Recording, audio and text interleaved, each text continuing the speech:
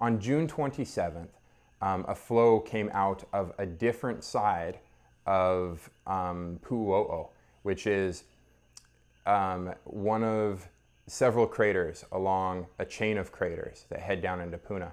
June 27th, it comes out of a different part. There's a small eruption here, and I'm not sure eruption is the exact word because I'm not a scientist here, but there's a significant event, June 27th, and it lit up the sky over Pu'u O'o for the first time in years.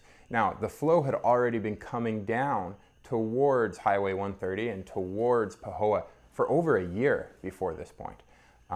I believe it was in June of 2013 that the flow started coming down towards Pahoa, but it didn't go very far. In fact, in 1987, there was a similar flow that didn't go much further, and so for about a year it went towards Pahoa and towards the 130, but it didn't get too far. But on June 27th, things changed, and it flowed much faster, and just throughout July it reached as far as it had since Pu'u O'o opened up and started the eruption there, and it made it that far in just a month and a half, whereas the whole previous year it had been flowing towards the 130 and towards Pahoa, but it had taken a year to get this far. It had taken a year to get as far as the 1987 flow.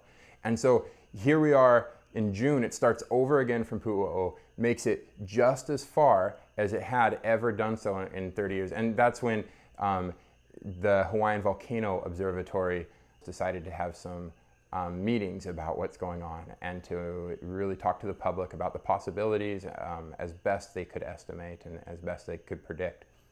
But they couldn't predict very well exactly where it was going to go. Now, lava generally flows downhill, but they could talk to you all day about exceptions to the rule, like when it falls into cracks or when it dams itself up or when it doesn't have enough pressure and it has breakouts along the flow front.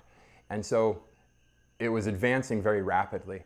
And the amazing thing is you can kind of see it come right towards the properties, and it was falling into these cracks. And when it fell into the cracks, it would move rapidly. It would move much faster than before, and everybody would get a little bit panicked. And it was coming towards these properties in these homesteads nearby Pahoa there. And one really neat thing was that on the Facebook group, a lot of the members got together and talked about and organized these prayer meetings.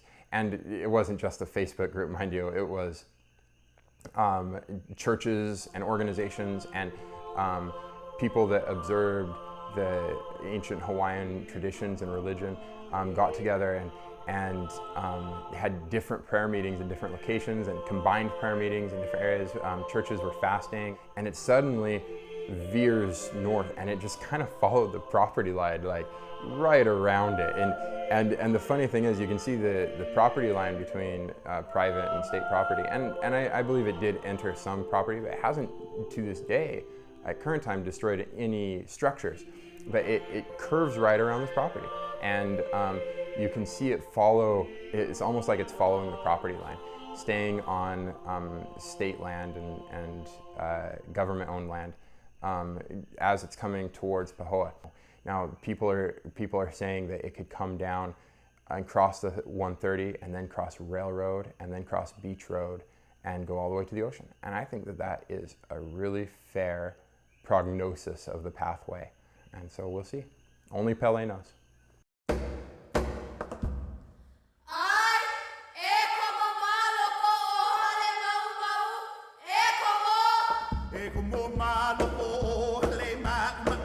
Mau